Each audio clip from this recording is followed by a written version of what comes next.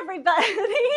This is Annie, and today I'm with Danae, Sarah, and Ollie, and we are visiting the Face Foundation. Welcome to Animal Bond Academy. Yes!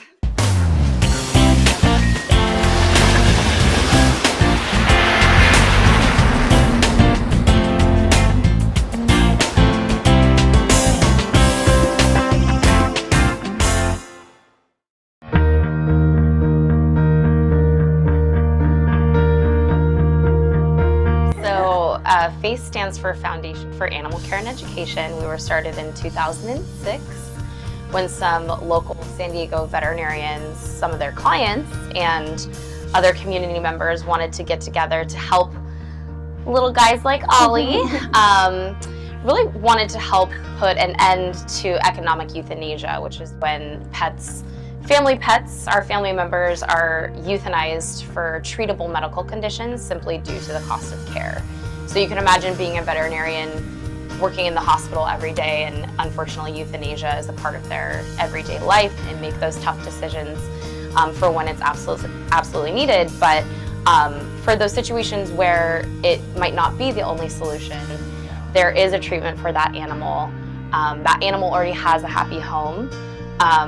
Those are the situations where these veterinarians wanted to provide a better solution other than humane euthanasia. So FACE, although the majority of the animals we help are dogs and cats, FACE will be able to assist any companion animal that meets our medical criteria for funding.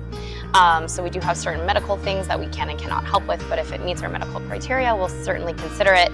We've helped, I think, 1 or 2 chinchillas, 1 or 2 bunnies, a bird, and my favorite small animal was a male iguana named Princess who swallowed a bottle cap. You remember that one because not only was it our first iguana case, but it was a little dude named Princess. So I liked that one. That stuck with me. That was a successful surgery, and yeah, we will be able to look into assisting any companion animal that needs our help that would meet our criteria for funding.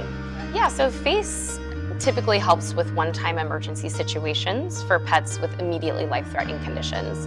So kind of our rule of thumb is that if the pet would pass away or need to be humanely euthanized within about 7 to 10 days without the recommended treatment, that's kind of what we're looking at. So one-time sudden situations that have a good to excellent prognosis, so meaning with the expected or with the recommended treatment, they have a good expected outcome.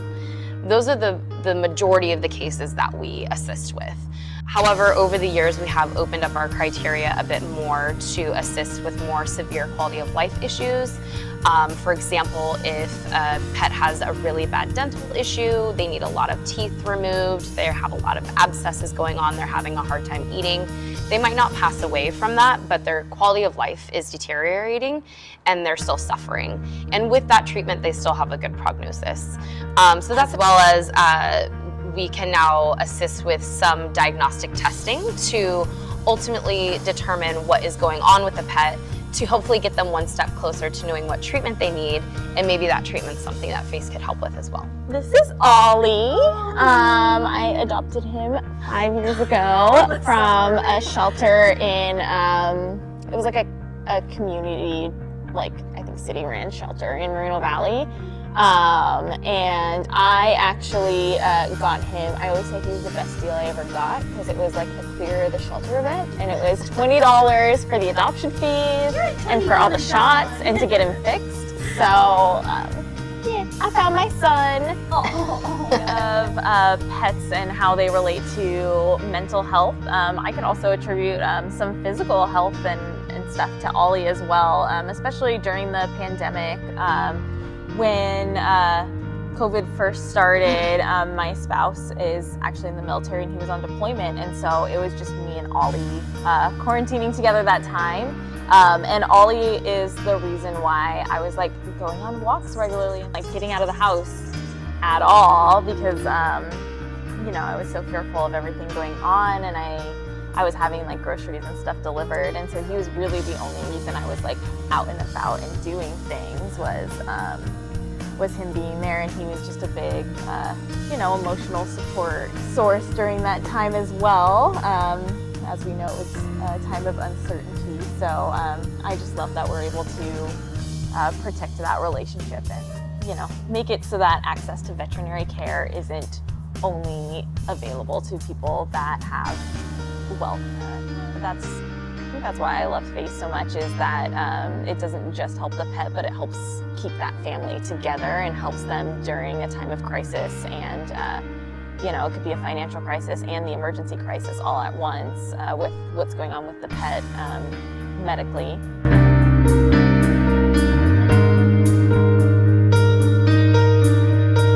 We had to pivot during the pandemic, as I'm sure most businesses and organizations had, in addition to our staff having to move to working virtually.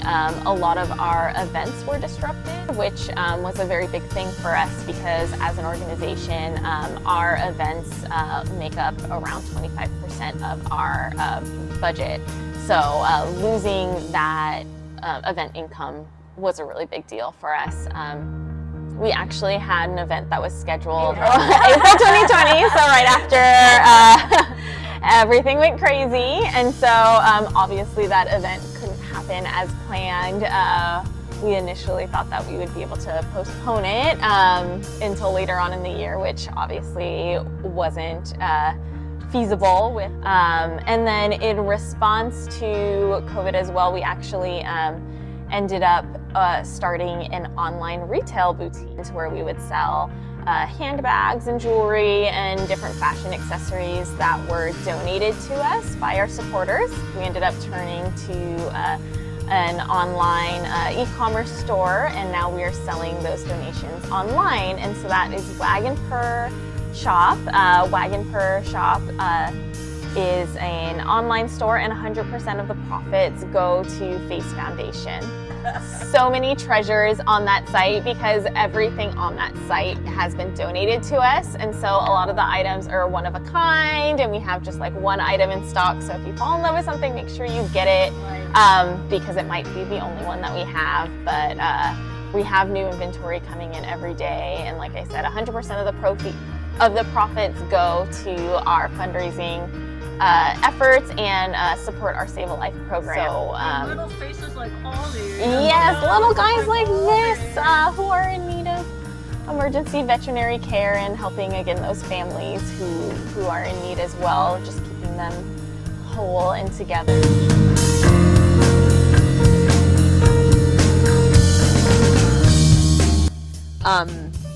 But then there were so many people that really just wanted to help, and like that was how we started to get involved with Face, because we like it became very clear that like we didn't just have the opportunity to save one life, we had the opportunity to actually save more than one life with the reach that he had. And so we had a lot of people reach out to us and say, like, you know, I want to start a GoFundMe for you, like I can only imagine how much money you guys are spending.